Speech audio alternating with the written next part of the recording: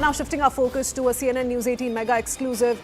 We're learning of big intel failure. ISI has become an embarrassment for Pakistan. Pakistan has failed to get any key TTP targets in the strikes in Afghanistan. Only civilians, women and children were being targeted and killed by Pakistan military in Afghanistan. And intel sources now revealing to CNN News 18 that no top target of most wanted TTP commander has been killed in the Pakistani airstrikes in Afghanistan, and Pakistan has failed to achieve any of its objectives. So no goals whatsoever that were set by the Pakistani army have been achieved in the recent strikes is what we're learning. So Pakistan's recent airstrikes in Afghanistan have sparked this massive controversy.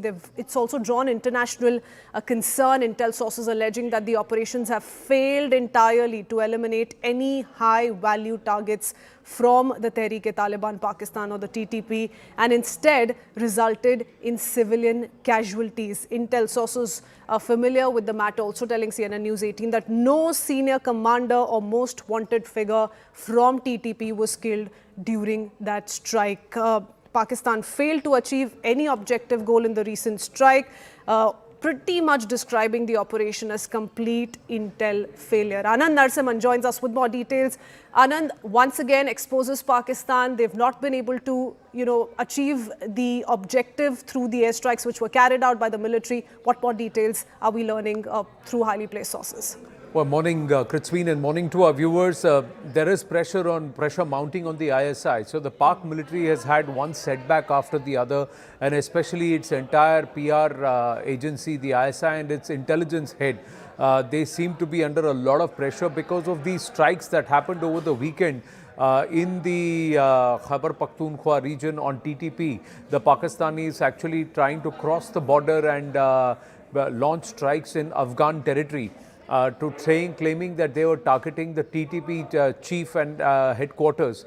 But the numbers and the pictures that have been released in international media only show that there were old people, women and children who were actually targeted, and that entire building that was brought razed to ground actually had no TTP cadre present there or leadership present.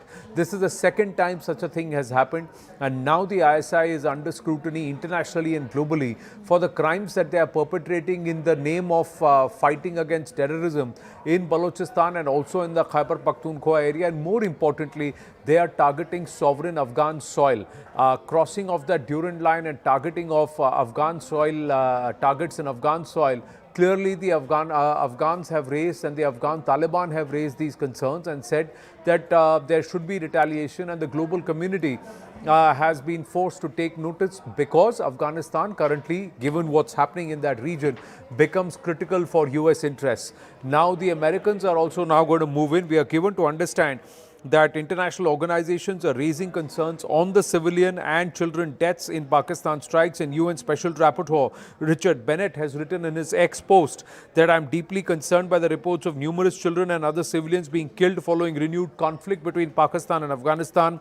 I urge all parties to exercise maximum restraint, protect civilians and abide by international law. So again, embarrassment for the Pakistanis who are trying to curry some favor with the West, and yet again being put in a perhaps embarrassing situation by its own ISI. Yeah, not only has Pakistan failed to achieve any objective goal in the recent strikes, also drawn a lot of international concern with this failure. Thank you so much, Anand, for joining us with all those details. Heading into a very short break with that, news and updates continue on the other side. We'll be right back.